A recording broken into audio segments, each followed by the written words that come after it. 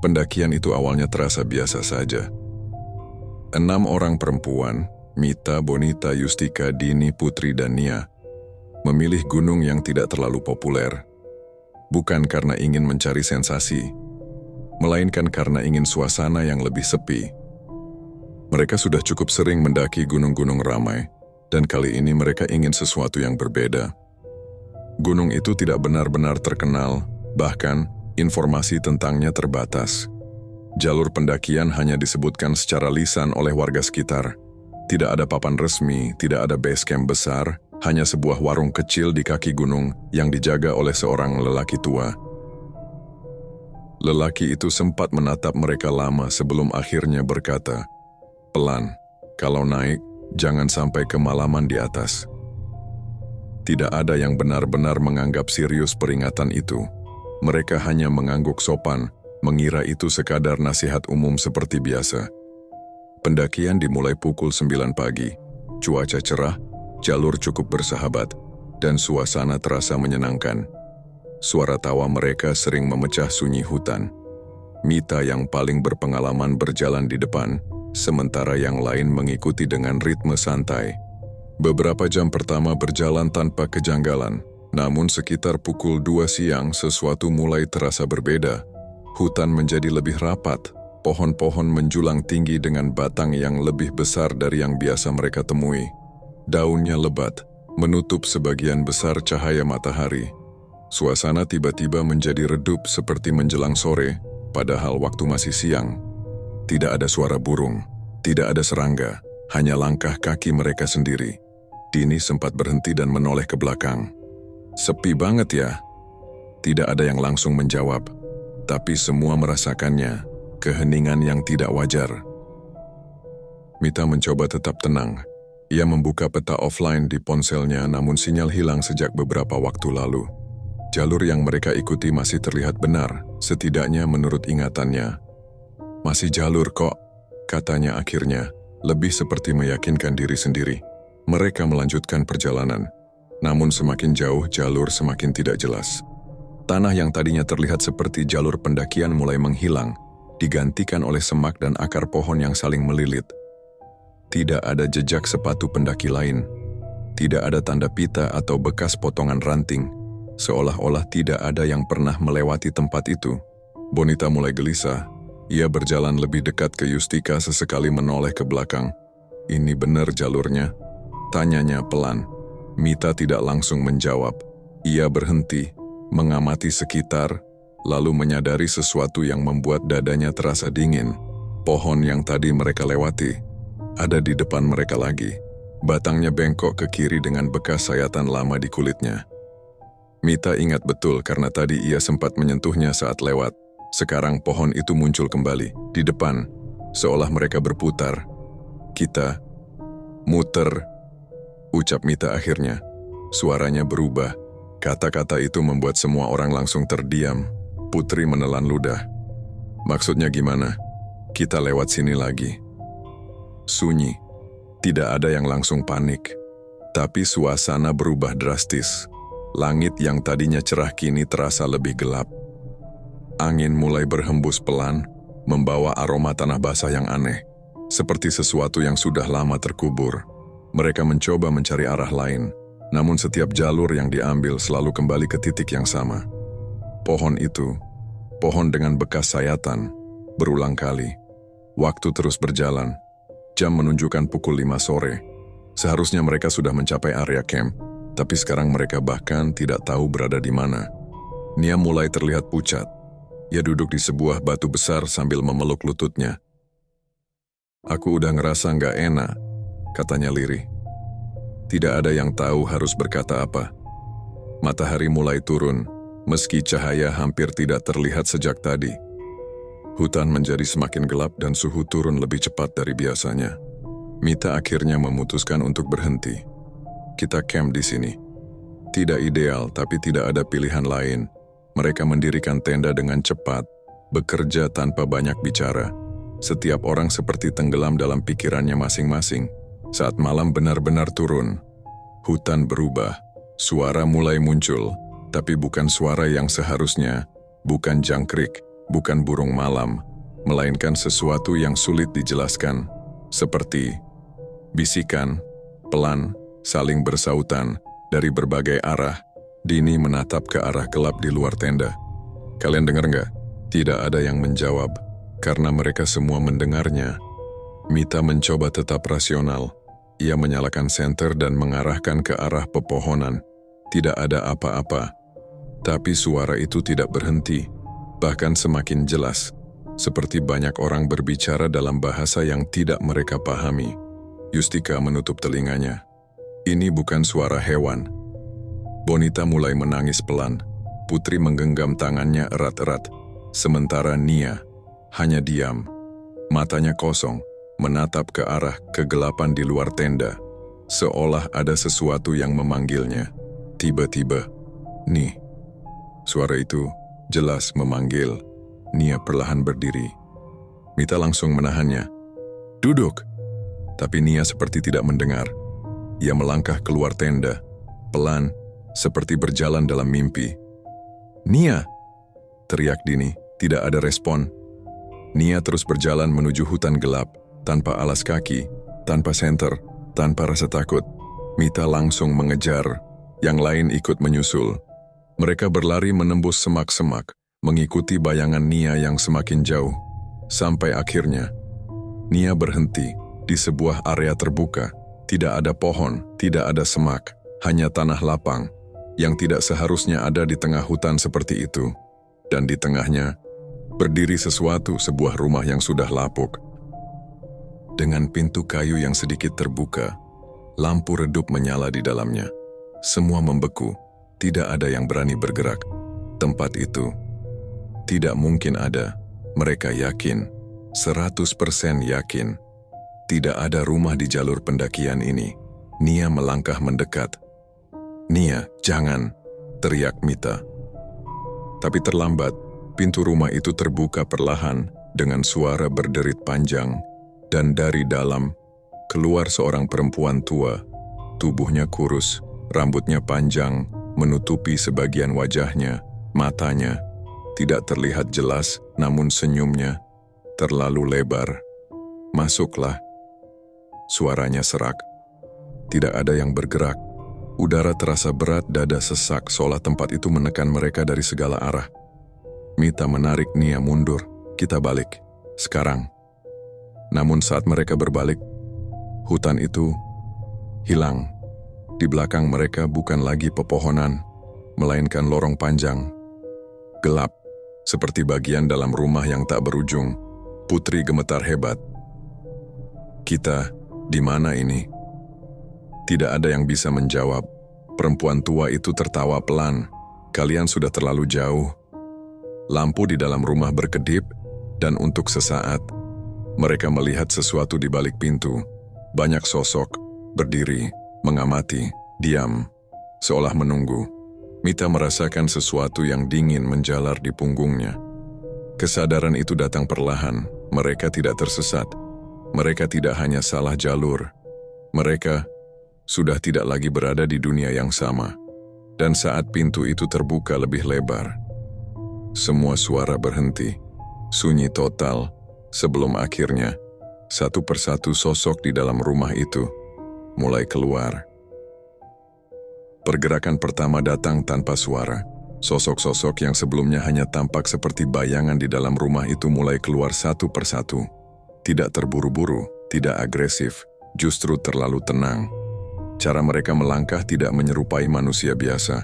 Kakinya seperti tidak sepenuhnya menyentuh tanah, dan tubuh mereka bergerak sedikit terseret, seolah berat yang mereka bawa bukan berasal dari dunia ini.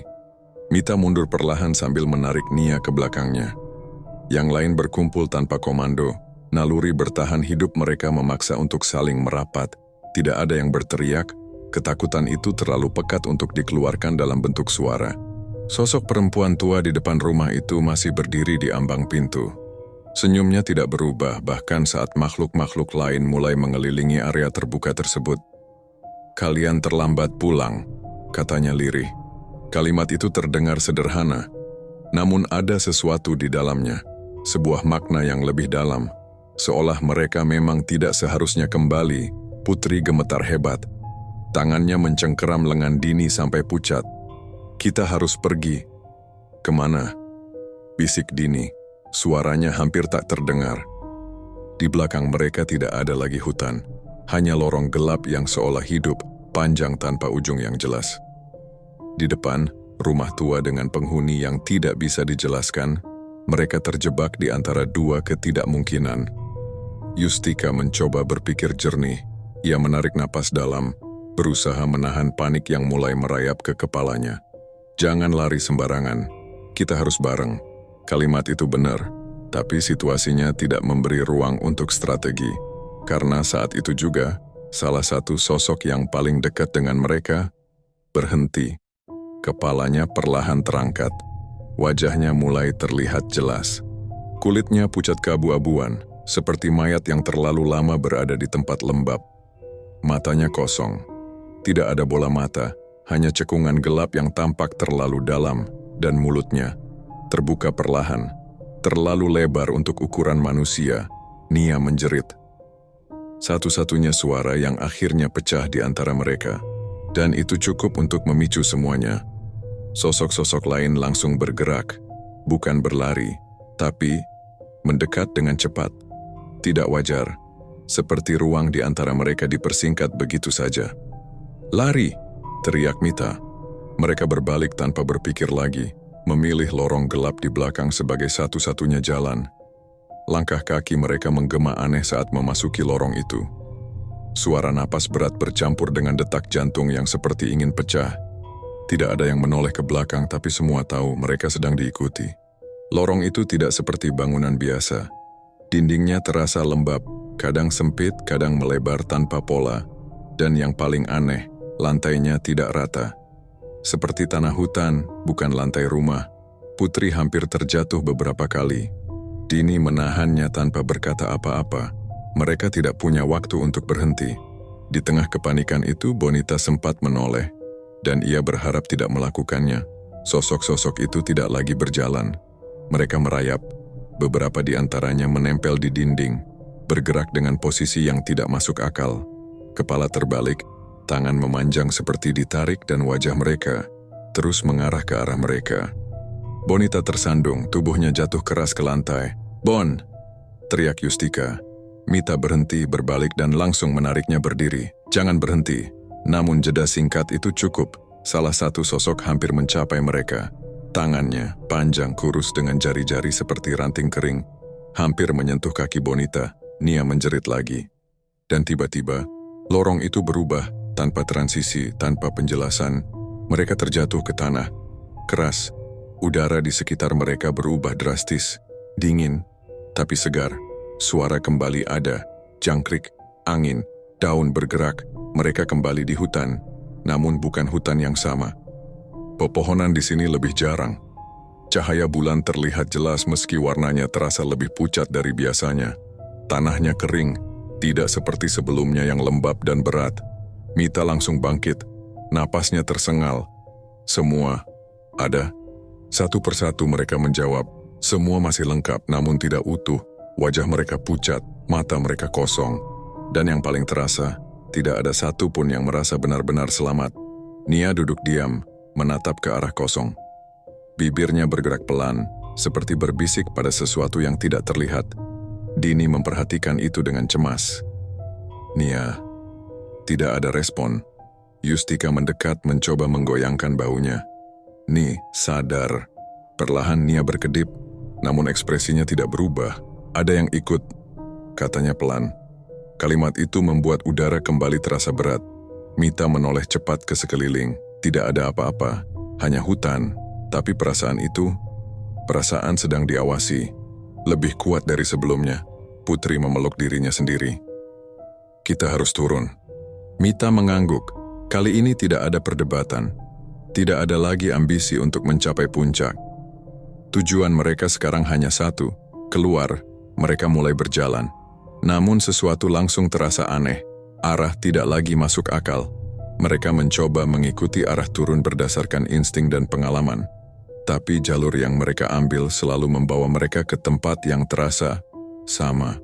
Bukan karena bentuknya identik, Tapi karena rasanya, setiap langkah seperti tidak membawa mereka kemana-mana.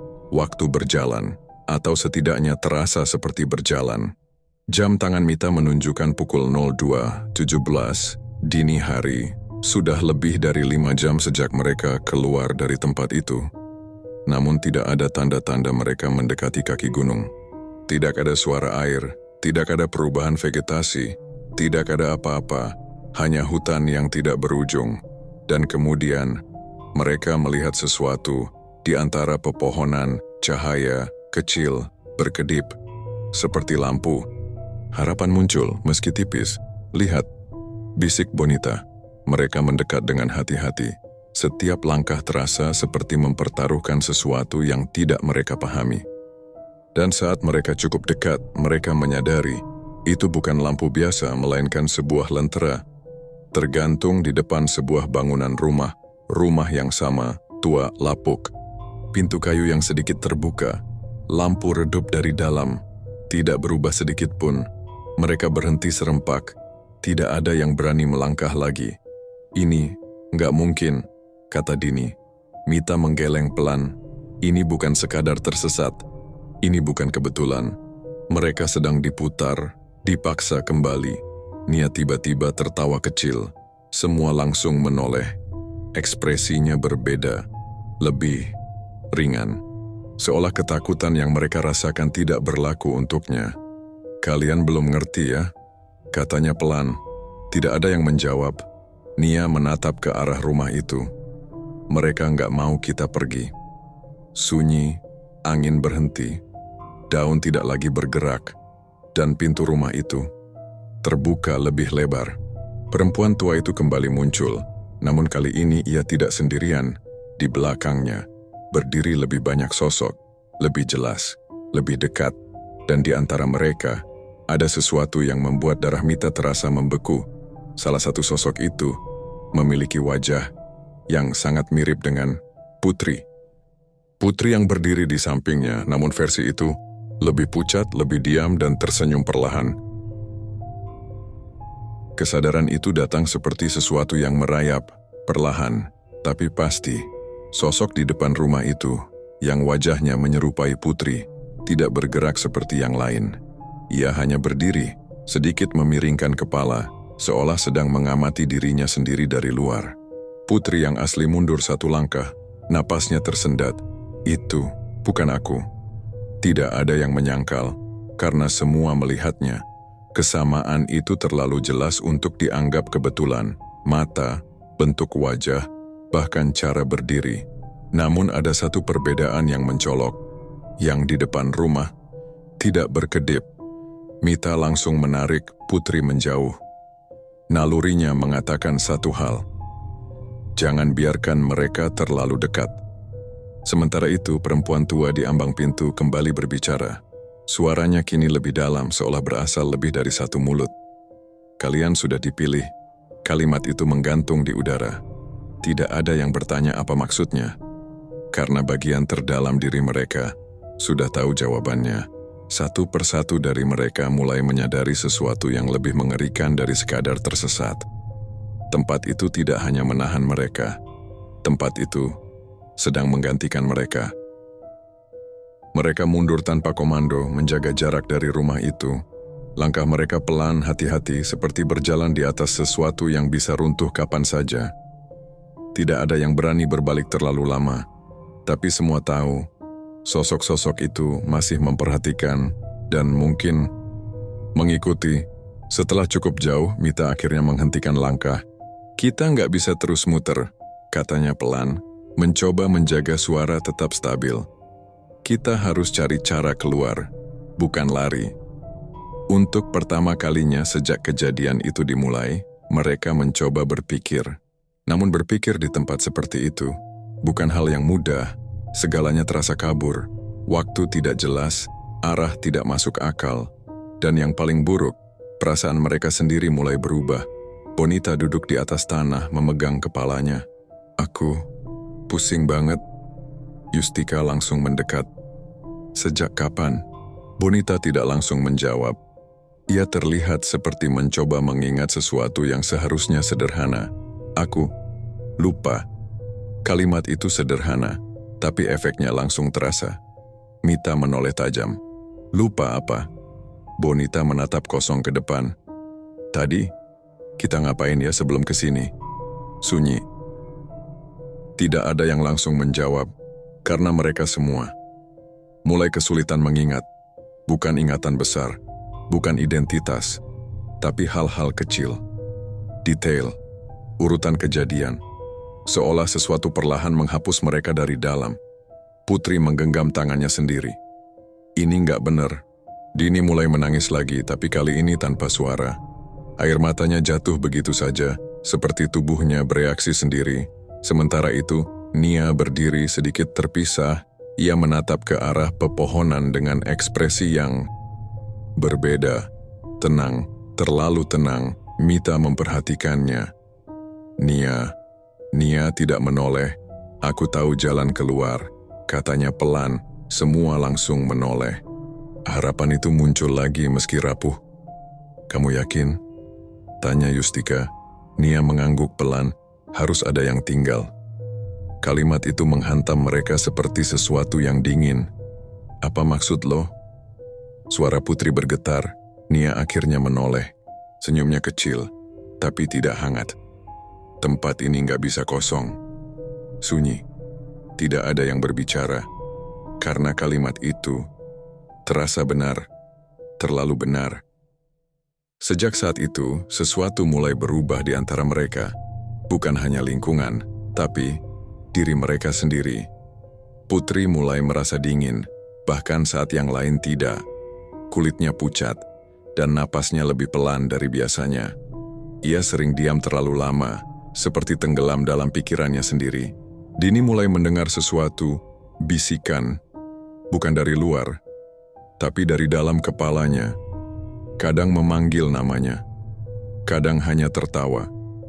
Yustika mencoba tetap rasional, tapi ia mulai kehilangan arah lebih sering. Bahkan saat berjalan lurus, ia merasa seperti berputar. Bonita semakin sering lupa. Hal-hal sederhana, nama tempat, urutan kejadian. Bahkan, sesekali, ia lupa siapa yang sedang berbicara dengannya. Dan Mita, ia mulai merasakan sesuatu yang lain, sebuah perasaan, diawasi dari dalam, seolah ada sesuatu di dalam dirinya yang bukan miliknya. Mereka memutuskan untuk tetap bergerak, meski tanpa arah yang jelas. Berhenti terasa lebih berbahaya. Sekitar, atau setidaknya terasa seperti 1 jam berjalan, mereka menemukan area yang sedikit terbuka. Tanahnya datar, ada beberapa batu besar, dan 1 pohon tinggi yang berdiri sendiri di tengah. Tempat itu terasa berbeda, lebih sunyi, lebih berat. Mita mengangkat tangan memberi isyarat berhenti. Kita istirahat sebentar. Tidak ada yang protes, mereka terlalu lelah. Tapi saat mereka mulai duduk, Dini tiba-tiba membeku, matanya membesar, menatap ke arah pohon itu. Ada orang, bisiknya. Semua langsung menoleh. Awalnya tidak ada yang terlihat, namun saat mata mereka mulai menyesuaikan, mereka melihatnya. Sosok berdiri di balik pohon, diam, menghadap ke arah mereka. Perlahan sosok itu melangkah keluar, dan jantung mereka serasa berhenti. Itu Yustika, atau sesuatu yang sangat mirip dengannya. Namun wajahnya lebih pucat, matanya kosong, dan senyumnya terlalu lebar. Yustika yang asli mundur, napasnya memburu. Enggak mungkin. Sosok itu tidak berbicara, hanya menatap. Lalu perlahan, mengangkat tangan, meniru gerakan Yustika, dengan gerakan yang sedikit terlambat. Seperti bayangan yang tidak sinkron, Putri mulai menangis lagi. Mereka bikin salinan. Mita menggenggam pisaunya erat.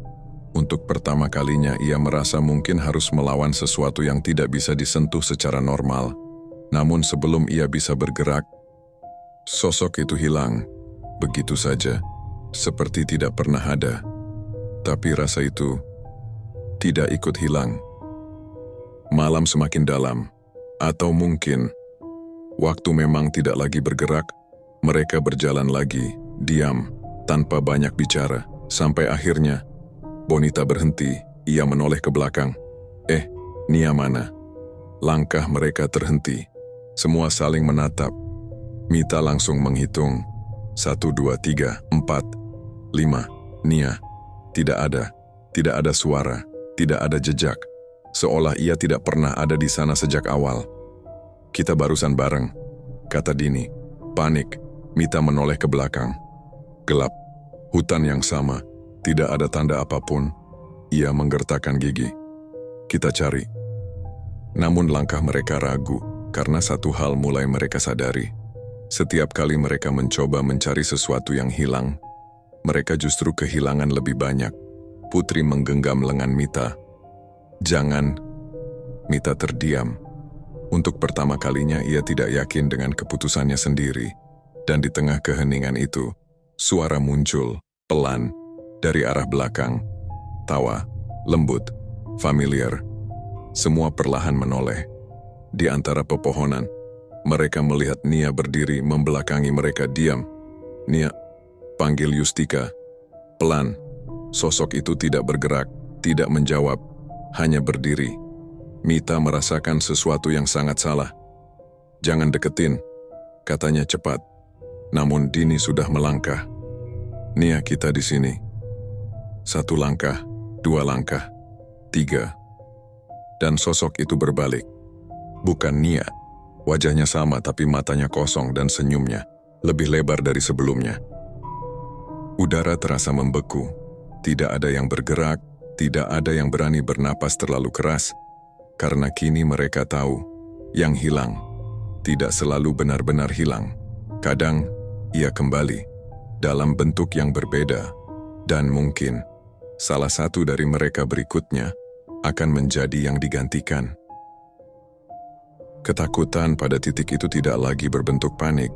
Ia berubah menjadi sesuatu yang lebih sunyi, lebih dalam, lebih menyerupai penerimaan yang dipaksakan. Sosok yang menyerupai Nia berdiri di antara pepohonan, menatap mereka tanpa berkedip. Senyumnya tidak bergerak, seolah terpahat di wajahnya. Tidak ada lagi usaha untuk berpura-pura menjadi manusia, karena mereka sudah tahu itu bukan Nia. Mita mengangkat tangannya, memberi isyarat tanpa suara agar tidak ada yang mendekat. Refleks bertahan hidup kini sepenuhnya menggantikan logika. Namun, yang paling mengganggu bukanlah sosok itu, melainkan bagaimana mereka mulai terbiasa melihatnya. Putri tidak lagi menjerit, Dini tidak lagi menangis, Yustika hanya menatap dengan napas tertahan, dan Bonita, ia bahkan terlihat bingung, seolah berusaha mengingat kenapa mereka harus takut. Perubahan itu sudah terlalu jauh. Mita akhirnya berbicara, suaranya pelan. Kita harus berhenti lari. Tidak ada yang langsung menolak, karena mereka mulai memahami sesuatu yang sama. Tempat itu bukan labirin biasa. Ia bukan sekadar menjebak secara fisik. Ia memilih, memilah, mengambil, dan menggantikan. Setiap usaha untuk keluar tanpa memahami aturan justru mempercepat proses itu. Mita menatap satu persatu wajah temannya, atau apa yang tersisa dari mereka. Kita nggak akan keluar kalau masih lengkap. Kalimat itu terasa kejam, namun tidak ada yang membantah karena mereka sudah melihatnya sendiri. Rumah itu, sosok-sosok itu, versi lain dari diri mereka, tempat itu, butuh pengganti. Untuk pertama kalinya Yustika tidak mencoba rasional. Ia hanya bertanya pelan, kalau kita semua keluar, terus yang di sana siapa?